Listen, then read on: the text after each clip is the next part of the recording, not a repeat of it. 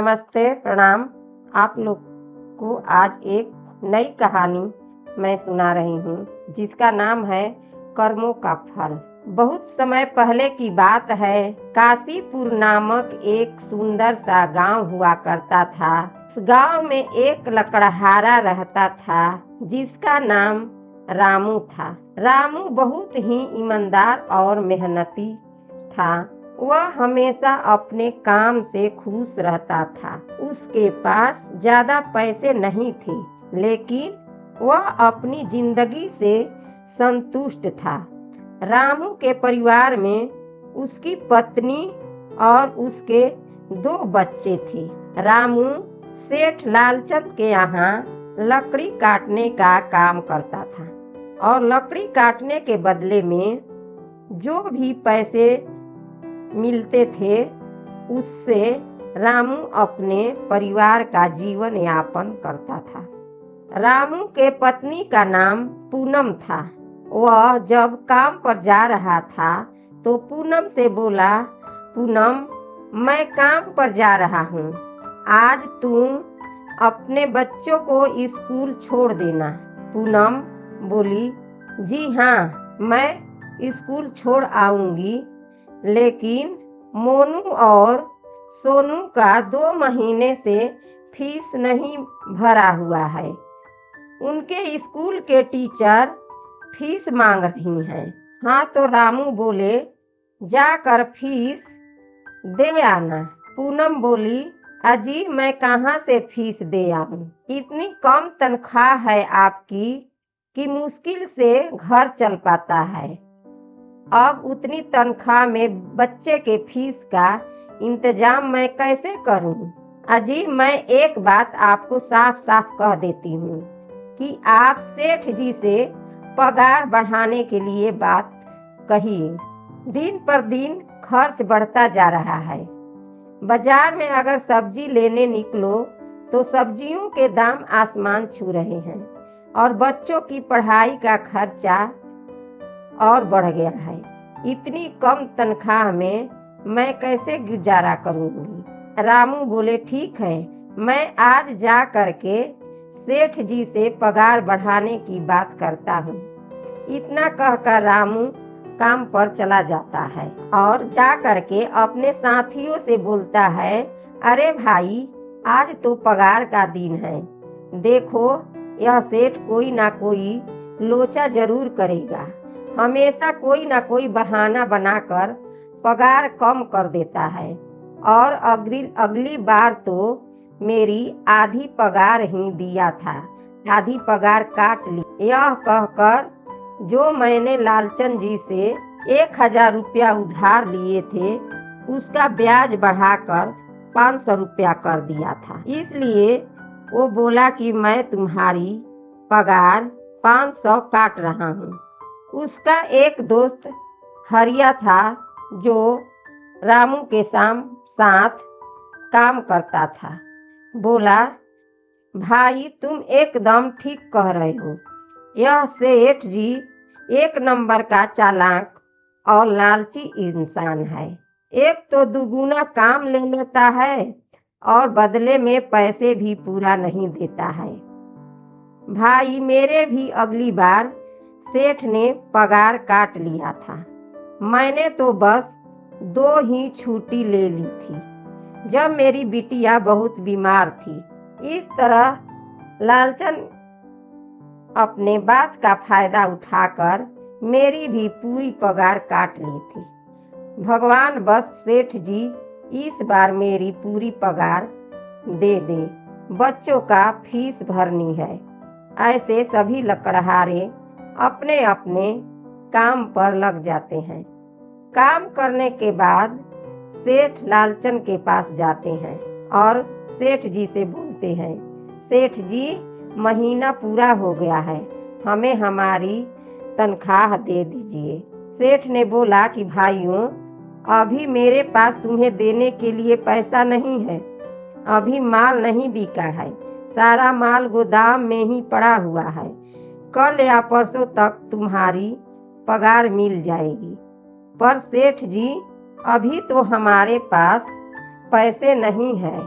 घर का भी सामान लाना है, बच्चों की फीस भरनी है। अरे मैं कहा ना कि 1-2 दिन रुक जाओ, कल परसों तक पैसे मिल जाएंगे। सेठ जी ने बोले कि अभी मेरे पास पैसे नहीं है। सभी लकड़हारे निराश मन से अपने अपने घर आ जाते हैं। अजी क्या हुआ, इस बार कितना पगार मिला है? पूनम, अभी कोई पगार नहीं मिला। सेठ जी ने कहा है 1-2 दिन में पगार मिल जाएगा।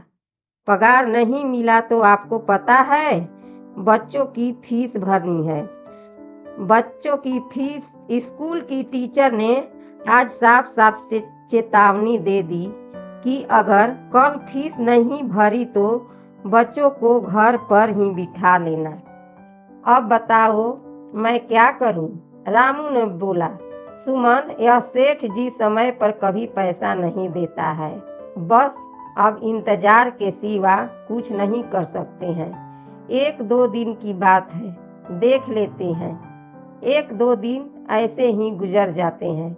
2 दिन के बाद सेठ जी सबको पगार देता है और बोलता है, हरिया यह लो अपनी इस महीने की पगार। और सेठ जी ने हरिया को बस 2000 रुपया देते हैं। तो हरिया ने बोलता है, मैंने तो इस महीने में 3000 का काम किया है। हाँ, काम तो किया है, लेकिन तूने 1-1 घंटे आराम भी की है। यह पैसे उसी आराम के काटे हैं। सेठ जी ने बोले, पर सेठ जी आपने तो कहा था 8 घंटे काम के 3000 रुपया मिलेंगे। मैंने तो 8 घंटे काम किया हूँ और 1 घंटे आराम जो किए हो। हरिया, मुझसे ज़्यादा हिसाब किताब ना समझो।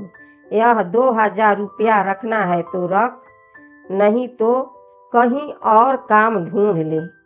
सेठ जी ने बोले, बेचारे हरिया के पास उन पैसों को लेने के सिवा और कोई रास्ता नहीं था। हरिया वह चुपचाप पैसा रख लेता है। रामू, यह लो अपना पैसा। रामू को सेठ जी ने 2500 रुपया देते हैं। तो रामू ने बोले, सेठ जी मेरा भी तो पूरे 3000 बनते हैं ना। मैंने कोई छुट्टी भी नहीं ली और ना ही कोई आराम किया। अपना सारा काम समय पर किए हैं। हाँ, समय पर तो किया है, पर बाजार में लकड़ियाँ का दाम काफ़ी सस्ता हो गया है। इस वजह से अभी तुम्हें भी पगार कम ही मिलेगी। जब तक लकड़ियों का दाम नहीं बढ़ता तब तक तुम्हारे पगार भी कम ही मिलेगी। पर सेठ जी 3000 की तो बात हुई थी, अब 2500 में मैं अपना घर कैसे चलाऊंगा? बच्चों की स्कूल की फीस भी भरनी है। सेठ जी इस बार आप पूरे पैसे दे दीजिए। सेठ जी बोले, तुम्हें यहाँ काम करना है तो कर, वरना कहीं और काम ढूंढ ले। बेचारे रामू के पास भी उस पैसे लेने के सिवाय और कोई रास्ता नहीं था। अरे भाई, यह सेठ जी भी एक नंबर का बेईमान और लालची है। सारे पैसे अपने जेब में डाल लेता है और बहाने बनाता है कि लकड़ियाँ का दाम सस्ता हो गया। देख लेना, हम गरीबों की किसी न किसी दिन इसे जरूर हाय लगेगी। नहीं हरिया, ऐसे नहीं बोला जाता है। ये हमारे अन्नदाता हैं, इन्हीं की वजह से हमारा घर चल रहा है। रामू ने हरिया से बोले, अरे काहे का अन्नदाता? काम के पूरे पैसे तो देता नहीं है। पूरे महीने हम लोग मेहनत करके भी क्या मिलते हैं? बस यही 2000। इसमें घर का खर्चा कैसे चलेगा? ऐसे तो हम कभी तरक्की नहीं कर सकते हैं। और हम कर भी क्या सकते हैं हरिया? हमें लकड़ी काटने के सिवा और कोई काम कहाँ आता है? और कोई काम खोलना भी हम लोग चाहेंगे, धंधा रोजगार, तो उसके लिए हम लोग के पास इतने पैसे नहीं है। अब तो जो भी हो हमारा, वो बस यह सेठ लालचंद ही हमारा सहारा है। ना कुछ देर बातें करने के बाद दोनों अपने अपने घर की ओर निकल पड़ते हैं। घर आने के बाद पूनम बोलती है, हाँ जी, आ गए। कितनी पदगार मिला है? इस बार सेठ जी तो बस 2,500 ही दिए हैं। बस 2,500 में कैसे घर चलाएंगे? बच्चों की फीस में ही 1,000 निकल जाएगी और 1,500 में मैं क्या करूंगी? कैसे घर चलाऊंगी? सुमन ने रामू से ये बात बोली। तुम्हें इसी में ही गुजारा करना होगा पूनम। तुम सबसे पहले बच्चों की फीस भर देना, इसके बाद बाकी का काम मैं देख लूँगा। अजी, क्या आप देख लेंगे? सेठ जी तो पूरे पैसे देते नहीं हैं और पगार भी नहीं बढ़ा रहे हैं। मैंने बोला था कि सेठ जी कर से जाके बोलना कि कुछ पगार बढ़ा देंगे। पूनम ने ऐसे रामू से बोली। रामू ने बोला, हाँ जी, सेठ जी ने तो साफ इनकार कर दिया और कहा कि काम कहीं और ढूंढ सकते हो, यहाँ पर करना है तो करो। मैं तो सोच रहा हूँ लकड़ी काटने के बाद कहीं और काम ढूंढ लूँ। सेठ जी के यहाँ काम करने के बाद मैं दूसरी जगह पर काम कर लूँगा, इससे कुछ ज़्यादा आमदनी हो जाएगी। आज ही मैं सेठ के यहाँ पर काम करने के बाद और जगह काम ढूंढने के लिए जाऊँगा। इतना कहकर रामू घर से निकल जाता है और लालचंद जी के यहाँ काम करने के बाद काम की तलाश में निकल जाता है। रामू पूरे गांव में काम ढूंढता है, दुकानों दुकानों पर जाकर लोगों से काम मांगता है, मगर हर जगह रामू को केवल निराशा ही हाथ लगती है। अंत में थक हार कर रामू वापस आने लगता है। तभी वह देखता है कि अचानक बहुत सारे भैंसों का झुंड उसकी तरफ दौड़ते आ रहा है।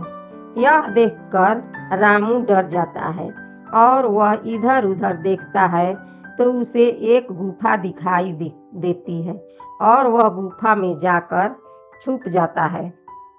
जब भैंसों का झुंड वहां से निकल जाता है तब रामू की जान में जान आती है और बोलता है, हे भगवान, आज तो बाल बाल बच गया, वरना आज तो मैं भैंसों के पैरों तले मैं कुचला ही जाता और मर जाता।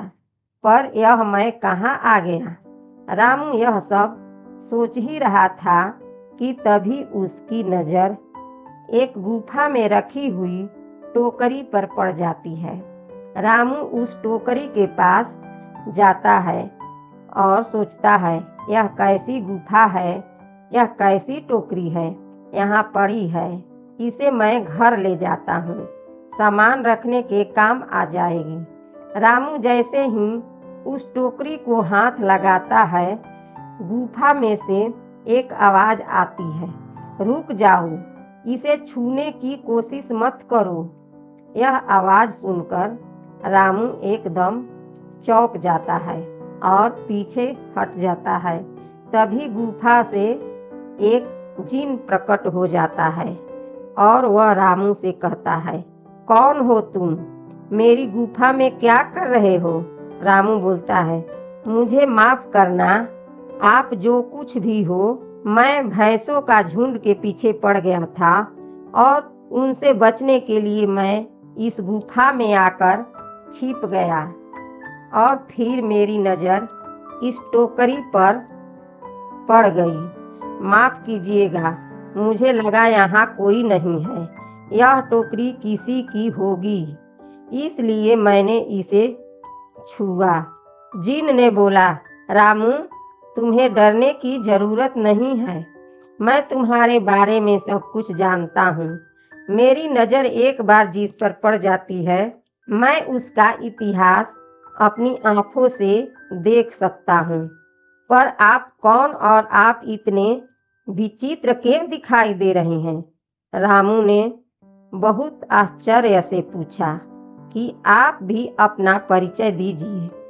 कौन है? मैं एक जीन हूँ और मैं कई सालों से इस गुफा की रक्षा कर रहा हूँ। यह गुफा मेरे पूर्वजों की है। इस गुफा में केवल वही इंसान घुस सकता है जिसका मन बिल्कुल पवित्र हो। अगर अपवित्र होते तो तुम इस गुफा में कभी नहीं घुस सकते। तुम एक सच्चे इंसान हो, इसलिए तुम इस गुफा में घुस पाए, इस टोकरी को छू पाए। अगर तुमने इस टोकरी को छुआ है तो यह टोकरी तुम्हारी हुई। रामू ने बोला, नहीं, मुझे यह टोकरी नहीं चाहिए, मैं तो बस देख रहा था। जिन ने बोला, डरो मत रामू, तुम यह टोकरी ले जाओ। यह कोई साधारण टोकरी नहीं है, बल्कि यह एक जादुई टोकरी है। जादुई टोकरी क्या होती है? यह वही जादुई टोकरी जिसके बारे में हमारी दादी कहानी सुनाया करती थी कि किसी गांव में एक जादुई टोकरी हुआ करती और वह सबकी इच्छाएं पूरी करती थी। जिन ने बोला, हाँ रामू, यह वही जादुई टोकरी है। अब तुम इस टोकरी के मालिक हो। तुम इसके इस्तेमाल से अपनी स्थिति को सुधार सकते हो। पर याद रखना, तुम जो भी वस्तु इस टोकरी में एक बार डालोगे, वही चीज ही तुम्हें बार बार इस टोकरी में डालनी होगी। इसके अलावा तुम और दूसरी चीज इस टोकरी में नहीं डाल सकते हो। अगर तुमने ऐसा किया तो इसका परिणाम तुम्हें ही भुगतना होगा। मेरी इस बात की हमेशा ध्यान में रखना और सोच समझ कर बिना लालच किए इस टोकरी में वही सामान रखना जिसकी तुम्हें जरूरत हो। रामू टोकरी को लेकर घर आ जाता है। पूनम, यह देख मैं क्या लेकर आया हूँ। रामू ने बोला पूनम से, क्या लाए हो? आप बस यह एक टोकरी लाए हो? सबसे पहले यह बताइए, आप तो काम की तलाश में गए थे ना, तो कोई दूसरा काम मिला कि नहीं मिला? अरे पूनम, पहली मेरी पूरी बात तो सुनो। यह कोई ऐसी वैसी टोकरी नहीं है, बल्कि यह एक जादुई टोकरी है। और रामू ने पूनम को वह सारी घटना के बारे में बताता है जो उसके साथ हुई थी। अच्छा, तो आपका कहने का मतलब है कि इस टोकरी में हमें कोई ऐसी चीज डालनी होगी जिसकी हमें सबसे ज्यादा जरूरत हो। हाँ पूनम, हमें सोच समझ कर ही इसमें कोई चीज डालनी होगी। रामू थोड़ी देर सोचता है, फिर उसका ध्यान उस लकड़ियों पर जाता है जो एक बार उसने पूनम को रखने को दी थी। पूनम, तुम्हें याद है, एक बार मैं जंगल से लकड़ी काटने में गया था तो मुझे एक चंदन की लकड़ी मिली थी और वह मैंने तुम्हें ला कर दे दी थी। हाँ, दी तो थी, तो तुम उस लकड़ी को ले आओ। हम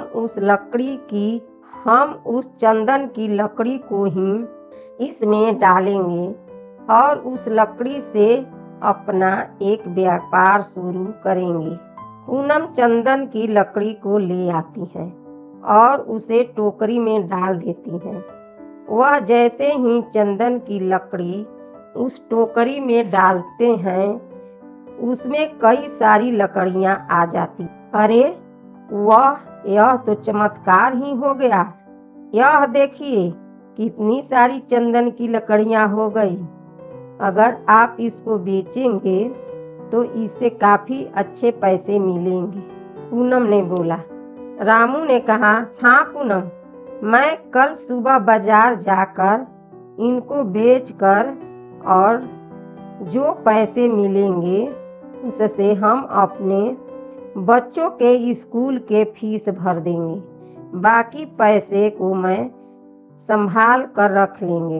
अगले दिन रामू लालचंद सेठ के यहाँ काम पर न जाकर चंदन की लकड़ियों को बेचने के लिए बाजार की ओर निकल पड़ता है और वहाँ पर रामू चंदन की लकड़ियों को बहुत ही कम दामों में बेचता है, जिसकी वजह से आम लोगों के साथ साथ बड़े व्यापारियों को भी फायदा होता है और चंदन की लकड़ियों को बेचकर रामू को अच्छे पैसे मिलते हैं।